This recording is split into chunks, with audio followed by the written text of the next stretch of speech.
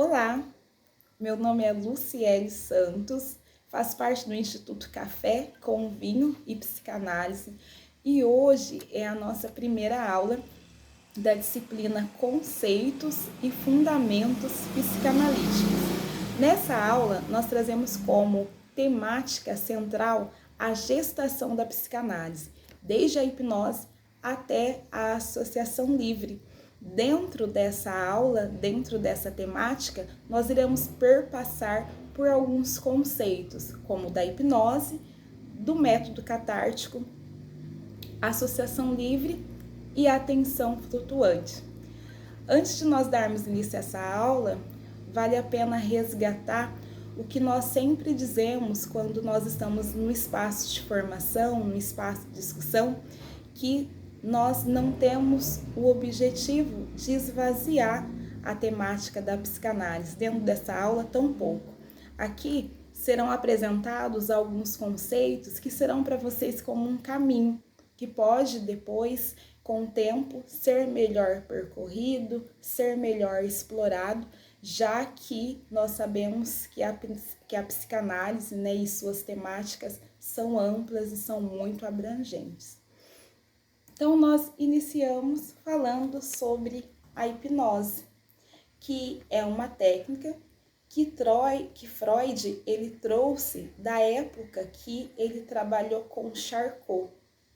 Freud, depois de formado em medicina, ele teve experiência e vivência com o método hipnótico através de Charcot, quando ele foi até a França e em Paris ele teve essa experiência de trabalhar junto com Charcot e especialmente ser dirigido por Charcot. Quando Freud ele retorna para Viena, ele também teve influência do Joseph Brauer, já que em Viena, esse estudioso, né, esse médico, ele também estava tratando dos seus pacientes se utilizando do método hipnótico. Nesse período, Brauer, ele tratava da ANAO, que é um caso clássico dentro da psicanálise que nós conhecemos, que tem livros, então, de fácil acesso, né, para nós nos apropriarmos desse contexto, né, em que fala muito do tratamento da hipnose, especialmente dessa paciente que tinha muitos sintomas histéricos, né, começando por tosse e passando por tantos outros, eram muitos sintomas e até sintomas de distúrbio da linguagem. E a Anao, ela era acometida desses sintomas enquanto ela tratava, enquanto ela cuidava do seu pai, né, que estava enfermo. Então, o caso da Anao pode ser considerado como um primeiro caso, né, em que Breuer tratou através do método catártico. Então, Freud ele teve a influência desses amigos médicos dele e até o Brauer, muito renomado, né, em Viena, e Freud inicia então os seus atendimentos se utilizando dessas técnicas, né, que ele adquiriu através desses profissionais, desses médicos. E nos atendimentos de Freud ele concluiu que os sintomas que esses pacientes, os seus pacientes, eles apresentavam, eles eram sintomas gerados por conteúdos reprimidos. Então, enquanto não fosse tratado, enquanto não fosse trabalhado esses sintomas de conteúdos reprimidos, aquilo que os acometia, os sintomas, né, eles não iriam desaparecer. Então, Freud, ele tentou utilizar desse método que ele estava trabalhando, o método hipnótico, para chegar nos conteúdos reprimidos dos seus pacientes. Sendo assim, Freud, ele, quando hipnotizava os seus pacientes, o seu intuito era que os mesmos eles revelassem qual que era o motivo que levou ao desenvolvimento, à origem do sintoma. E quando esses pacientes eles saíam do processo hipnótico e eles voltavam em estado de consciência, ali no presente, Freud ele trazia a informação para esses pacientes com a finalidade de livrá-los, né, do sofrimento psíquico que eles estavam vivendo.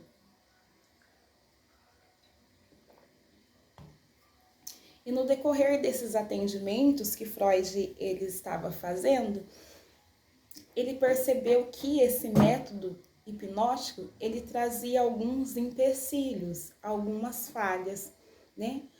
Uma dessas falhas que Freud ele observou é que a hipnose não era um método eficaz para todos os pacientes. Ele foi percebendo que não eram todos os pacientes que eram passíveis de serem hipnotizados.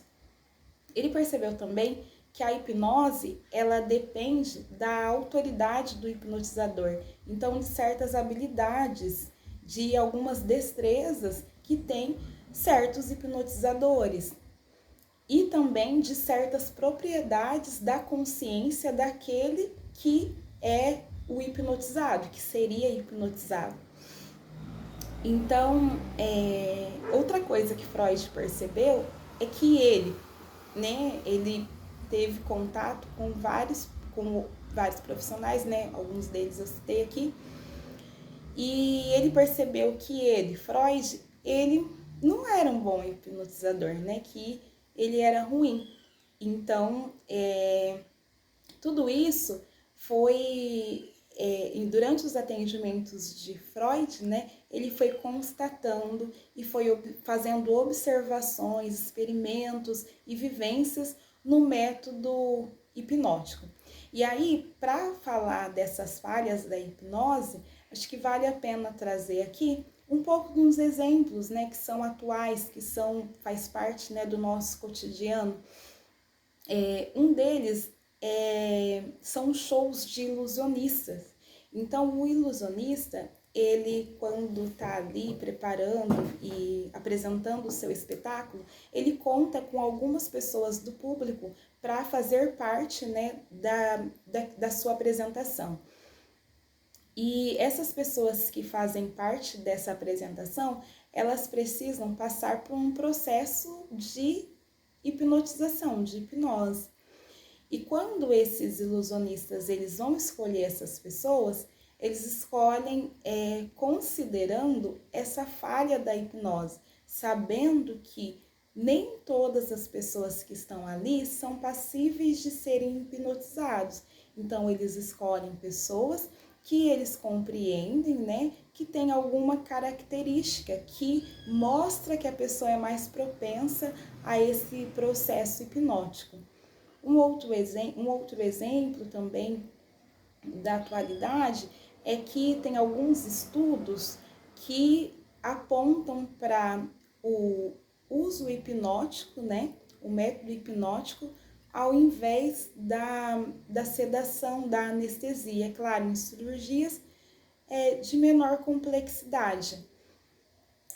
Mas também eles observam que a mesma falha que há no processo hipnótico é algo que faz com que esse método, né, seja limitado, porque nem todas as pessoas são passíveis, né, de serem hipnotizados. Então, é claro que não é uma técnica só de hipnose ao invés de usar o efeito sedativo. Às vezes pode ser até a hipnose coadjuvante, né, com a anestesia. Mas mesmo assim há essa ressalva, já que se sabe que nem todos os pacientes eles são passíveis, né, de passar por esse processo de hipnotização.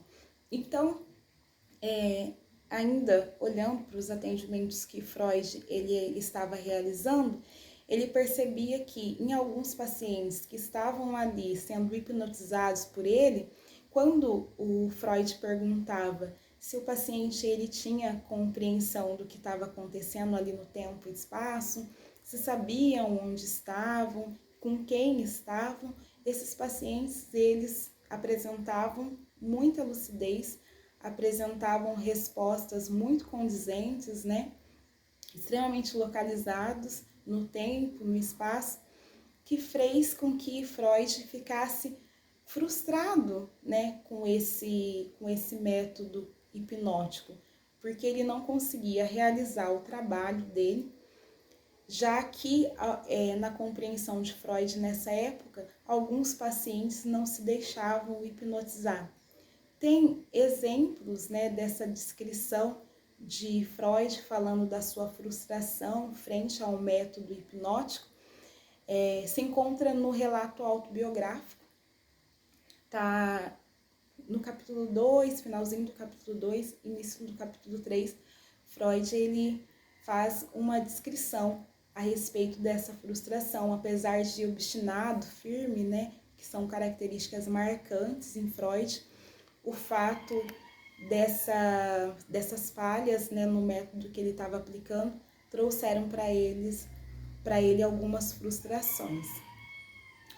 E ainda contando sobre os atendimentos do Freud, diz uma lenda que uma paciente, enquanto estava nesses atendimentos, né, dirigidos, porque o método hipnótico ele pressupõe, né, um atendimento sugestivo, controlado, dirigido, ela pede para que Freud ele pare de falar e que ele dê a palavra para ela, porque ela estava ali querendo falar daquilo que lhe afligia, estava ali querendo falar da sua história, né?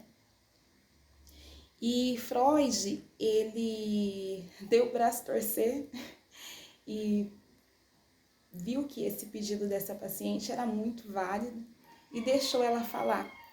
E no decorrer da fala dessa paciente, Freud ele identificou que ela trazia conteúdos que levavam à base dos princípios do sintoma que ela apresentava.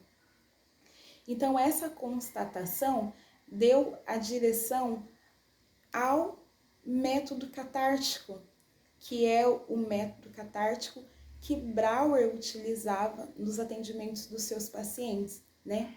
Brauer, ele afirmava que a cura de um sintoma, ele só seria possível quando o paciente conversasse sobre esse sintoma e quando o paciente conseguisse descobrir a causa original. Ao falar desses sintomas, conseguisse chegar à causa, ao motivo que originou o seu sofrimento psíquico.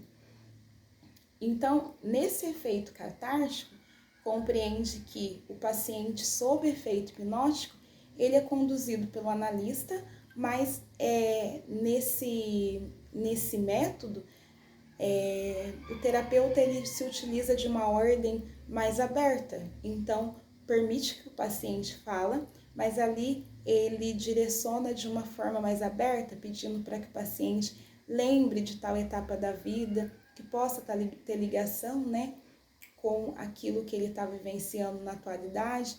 Então, compreende-se que esse se trata de um trabalho de uma ordem mais elaborativa. Então, passa-se a ser consenso entre Brauer e Freud que o paciente, quando consegue expressar sua angústia, ele consegue encontrar suas origens que estão recalcadas, né? Consegue encontrar aquilo que está escondido no inconsciente. E eles compreendem que falar sobre essas angústias é um caminho para a cura desses sintomas. Então, no método catártico, há uma observação da hipnose até como sendo um ponto crucial para as teorias freudianas, né? Então, abre-se caminho para pensar muito da teoria freudiana. Mas nesse método também catártico, né, de base hipnótica, Freud também ele tem uma percepção de falhas, de limites, e ele percebe que o tratamento dos pacientes que ele faz através desse método, ele não é um tratamento tão eficaz. É um tratamento que ele tem um efeito placebo, traz um alívio, sim. Os pacientes ali, eles chegam, eles falam dos seus sintomas, né? Fala do que originou os sintomas, daquilo que tem ligação com a origem dos seus sintomas, falam sim das suas histórias. Então, aquele paciente que chega com um conteúdo ali no imaginário, na ordem do pensar, ele tem um espaço onde ele coloca em fala, ou seja, ele coloca no registro do simbólico, e que isso sim é extremamente relevante e traz sim alívio para o sintoma, só que esse alívio ele é temporário, e Freud buscava a cura ou a melhora, né, duradoura desses sintomas, e ele estava vendo que não acontecia através desse método, que os sintomas, nesse caso, eles permaneciam, só que adormecidos. Então, era uma cura aparente, mas quando havia uma situação gatilho que levava, né, à origem daquele sintoma, aquele paciente, ele retornava com os sintomas ressurgiam, e eles ressurgiam muitas vezes de uma forma ainda mais grave. Então, feito essas considerações, Freud aí ele se afasta, né, dos métodos, desse método que é indutivo, né, autossugestivo. Ele abandona a hipnose por conta dessas críticas, e ele vai fazendo um caminho muito voltado para uma liberdade do paciente ter uma fala, ter um livre discurso. Então ele vai se aproximando muito mais da associação livre, compreendendo que esse método ele seria suficiente para chegar no inconsciente do paciente, mas os pacientes estando muito conscientes, estando presentes, estando lúcido, e compreende que esse método ele poderia dar uma compreensão mais aprofundada da origem do sintoma, da origem da questão terapêutica. Então, nesse método da associação livre, Freud já nos seus atendimentos, em uma postura diferente, ele encoraja os seus pacientes em estado de consciência, em estado de lucidez, a dizer o que vem à mente, a dizer aquilo que é do seu desejo, e a dizer isso sem censura e sem julgamento. Então, com essa metodologia, né, do diálogo e também de catarse, presente na associação livre, Freud compreende que os resultados eles passaram a ser mais duradouros, né? Frutos de um tratamento ali que é livre, então que possibilita, em um processo gradativo, diminuir as resistências do paciente, e também um processo consciente. Então, acaba tendo acabam os resultados sendo mais duradouros do que o processo de hipnose, que colocava o paciente em uma condição mais passiva, mais submissa à técnica da hipnose.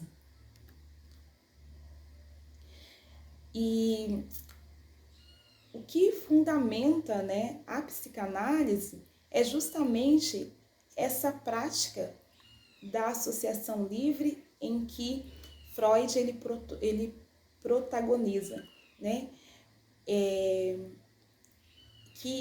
E a associação livre, como disse, essa prática que vem em contramão da hipnose, né? Essa prática que não sugestiona, que não dá ordem.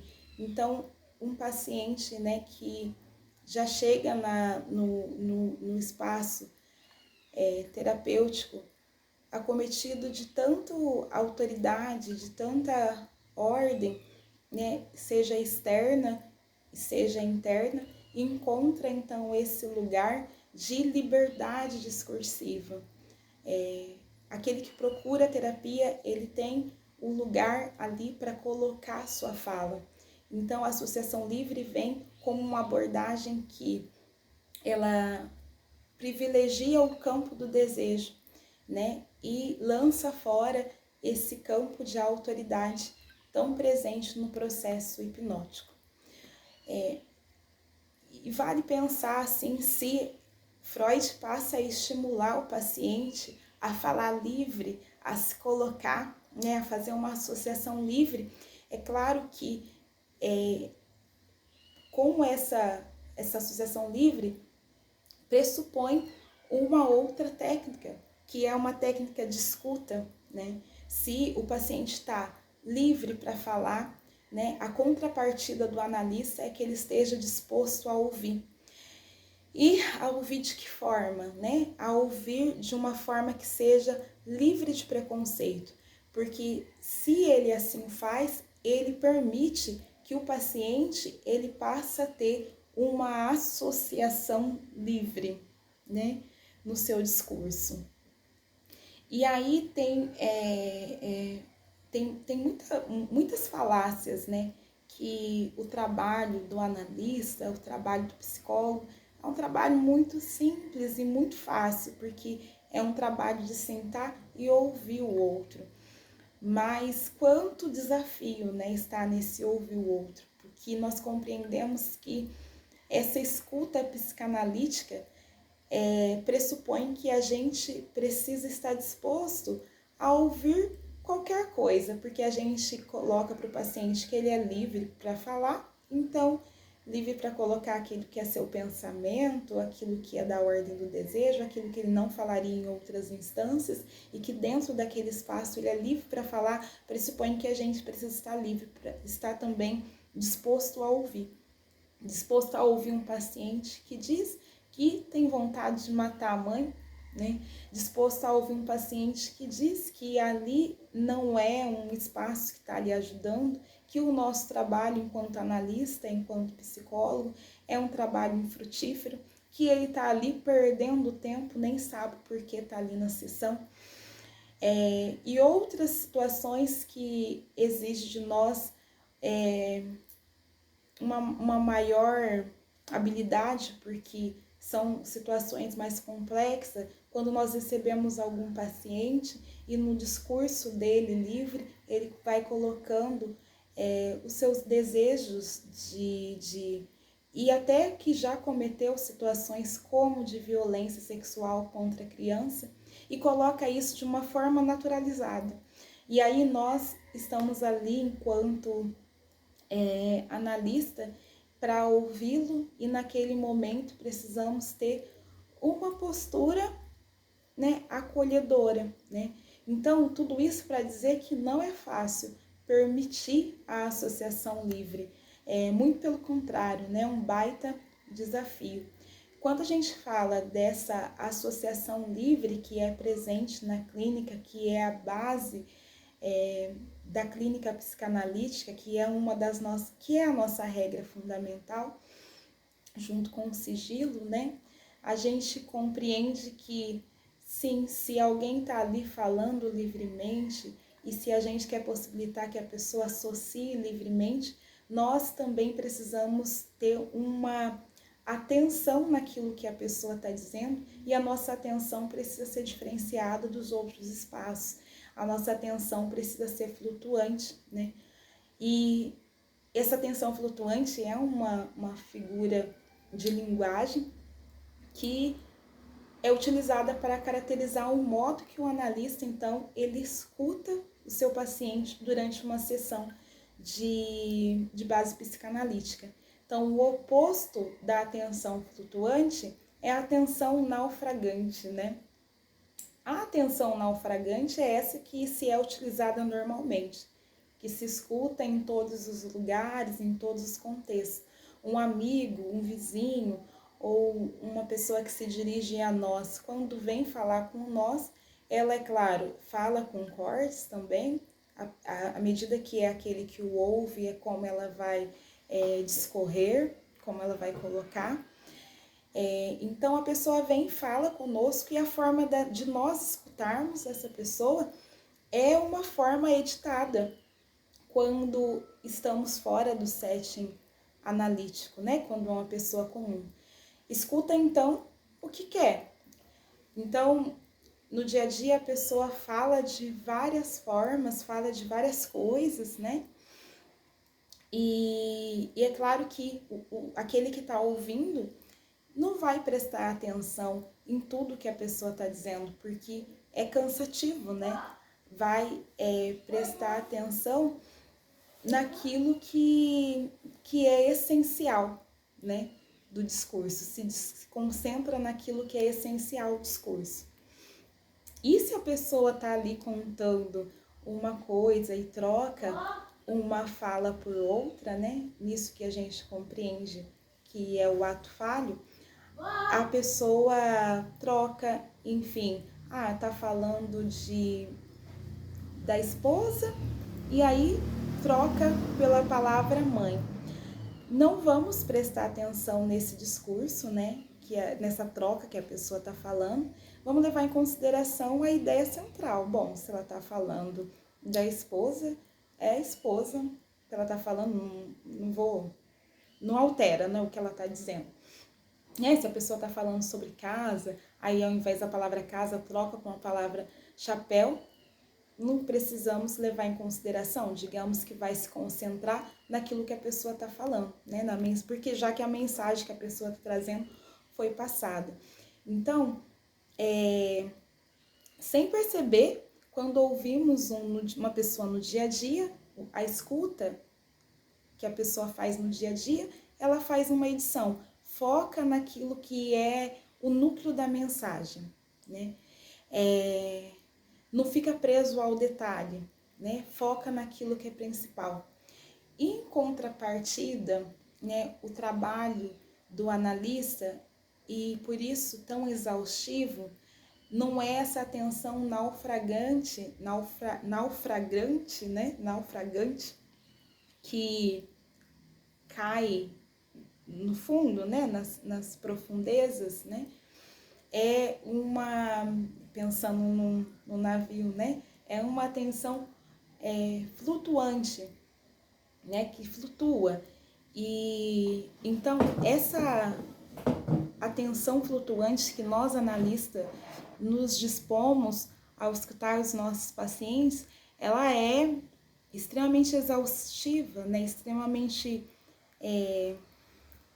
desafiadora, né? Exigente, porque nesse método a gente compreende que a gente não vai prestar atenção apenas no núcleo do que a pessoa está dizendo.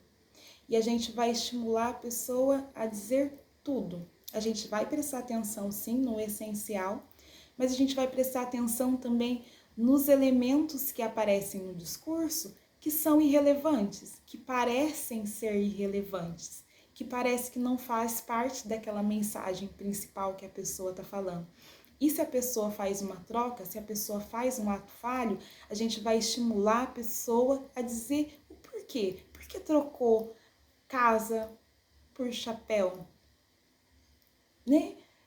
E é claro que é algo que às vezes traz irritação para o paciente, porque, não tem nada a ver, né? O paciente pode dizer, poxa, não tem nada a ver. Mas, né, o analista, ele vai tocar naquilo que é irrelevante, naquilo que é discreto. Mesmo ocorre se o paciente trouxer um sonho. Conta o sonho, conta onde foi a viagem, né? Um exemplo. Tava nessa viagem tantas pessoas, nós fazíamos tais coisas, e conta muita coisa. Mas aí, nesse contar, quando o paciente menciona que a roupa que ele estava era de tal cor, ou quem estava o acompanhando estava vestido com uma camisa amarela. Parece que não tem a ver com aquela mensagem principal, mas aí o analista ele lança atenção para isso que é irrelevante, para isso que é discreto, porque pode ser que nisso que é irrelevante esteja sim um conteúdo de ordem consciente, né, que vai trazer ali que pode ser identificado como algo que traga sentido para o paciente. Claro, quem vai dizer se tem sentido sim ou não é o próprio paciente. Então, na atenção flutuante, o direcionamento é para a identificação desses fatores que eles demonstram conteúdos inconscientes. Então, que acontecem através de atos falhos, como disse, pode ser até mesmo de esquecimento, ou de xistes, né? No dia a dia a gente vê, né, quanto as pessoas dizem em forma de piadinhas, né? Que se trata xiste, falar de uma forma humorizada, mas ali naquela coisa humorizada tem verdade. Então, no xiste que pode estar presente dentro de uma sessão, né, de analítica, a gente percebe que a pessoa traz ali uma piadinha porque ela não tem a liberdade de falar as claras, né, de falar abertamente, então se utiliza desse método para falar o que deseja. Freud ele faz uma citação direta, né, sobre esse ato do xiste. Ele tem uma referência que diz: brincando pode-se falar qualquer coisa, inclusive a verdade. Então, quando isso ocorre, a gente compreende enquanto analista, enquanto psicólogo, né, que o paciente ele está dando uma brecha para que naquele processo de análise tenha-se acesso a um conteúdo ali inconsciente. E é claro que quando a transferência ela está bem estabelecida entre o terapeuta e o paciente, essa atenção flutuante ela pode fisgar essa informação e, como eu disse, levar para o paciente, né, retornar essa informação para o paciente e ele vai poder dizer se se identifica ou não. Vale dizer também que nesse processo em que a gente permite o falar livremente, o livre discurso do paciente, vale a pena que o analista ele tenha um tato e uma transferência bem estabelecida, como já disse, porque se o analista, a cada fala do paciente, ele interromper e ele querer fisgar, né, e interromper, pode ser que ao invés do paciente ficar, o paciente ele saia, ele não permaneça no processo terapêutico, no processo de análise, né? E quanto mais o paciente ele tem ele fazer isso de forma astuta, né? De forma coerente mesmo, mais ele consegue identificar conteúdos importantes e apontar para o paciente e ele se reconhecer, porque ele tem feito isso de uma maneira precisa, né? Então, olha que riqueza, né, que a gente abordou nessa aula. Nós estamos, então, falando da associação livre que inicia aí o processo da psicanálise propriamente dita e que vai nos levar para tantos outros conceitos, para tantas outras compreensões de fundamentos também. E é interessante que a psicanálise, o quanto ela é prática, o quanto esses conceitos trazidos, a gente pode olhar na prática, pode olhar na atualidade, né? Pode olhar na nossa clínica. Então, há um longo caminho pela frente, como nós falamos no início, né? A psicanálise é um vasto lugar, né? Que nós iniciamos, então, essa jornada de desbravar.